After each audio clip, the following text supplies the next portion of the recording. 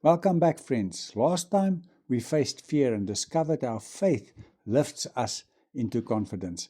But there's another weight that can hold us down: unforgiveness. When we cling to past wounds, bitterness chains us and shame keeps us trapped. But today we'll see that forgiveness is not weakness, it's freedom. Releasing others and even ourselves opens the door to healing, restores our posture in Christ. Paul writes in Colossians 3 verse 13, "Bear with each other and forgive one another. If any of you has any grievance against someone, forgive as the Lord forgave you." This verse reminds us forgiveness is not optional, it is central to identity in Christ. Forgiveness is not weakness, it is freedom. Forgiveness is one of the most powerful expressions of faith, yet it is also one of the hardest. When we are hurt, betrayed, or wronged, the natural response is to hold on to anger or resentment. We think unforgiveness protects us, but in reality, it imprisons us. Paul's words in Colossians 3:13 reveals the truth. Forgiveness is a pathway to freedom. Notice the command: forgive as the Lord forgave you. Forgiveness is not based on whether someone deserves it. It is based on what Christ has already done for us. Jesus forgave us fully, freely, and undeservedly. That forgiveness reshaped our posture before God. We no longer approach Him, bow down under guilt and condemnation. We stand tall in grace. In the same way, when we forgive others, our posture shifts from bitterness to freedom. Unforgiveness places a burden on you. It weighs us down with anger, keeps us chained to the past, and distorts our identity. We begin to define ourselves by wounds instead of by Christ.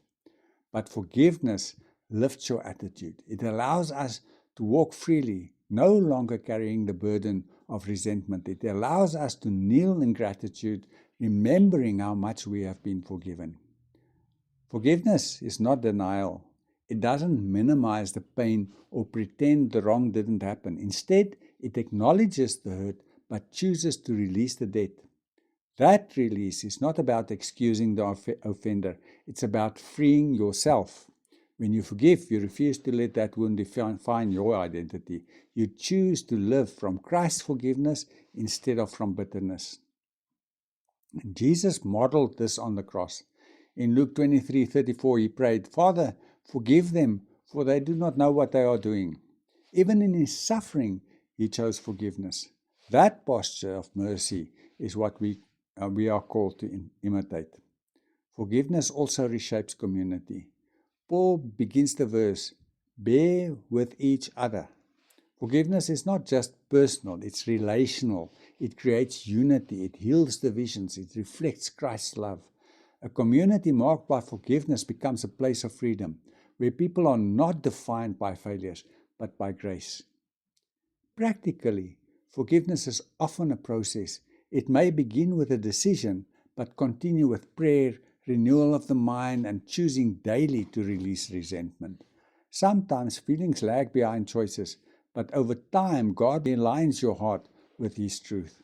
So today, ask yourself, who do I need to forgive? What burden am I carrying that is bending my posture downward? Remember, forgiveness is not weakness, it is freedom. Let's do the practical application. Firstly, identify one grievance you are holding onto and write it down. And then pray through Colossians 3 verse 13. Ask God to help you forgive as He forgave you. And then the posture exercise. As an act of release, open your hands and declare aloud, "I choose forgiveness. I am free." And then our prayer prompts.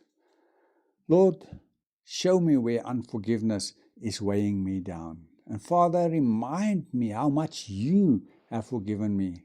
And Spirit, empower me to forgive and walk in freedom.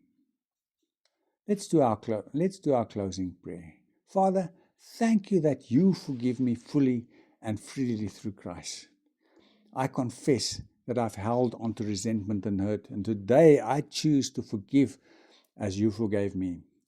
Lift my posture from bitterness to freedom and let forgiveness reshape my identity. In Jesus' name, Amen. And our declaration for today. I forgive as the Lord forgave me. Forgiveness is my freedom. Now, forgiveness breaks chains, but shame often tries to rebuild them. In our next session, we'll discover how grace dismantles shame and restores us to freedom. Don't miss session 11, Grace Over Shame. And remember, you'll find a link in the description to download the full course. Use your quiet time to go deeper and apply these truths step by step. Let's keep walking this journey side by side. See you in the next session.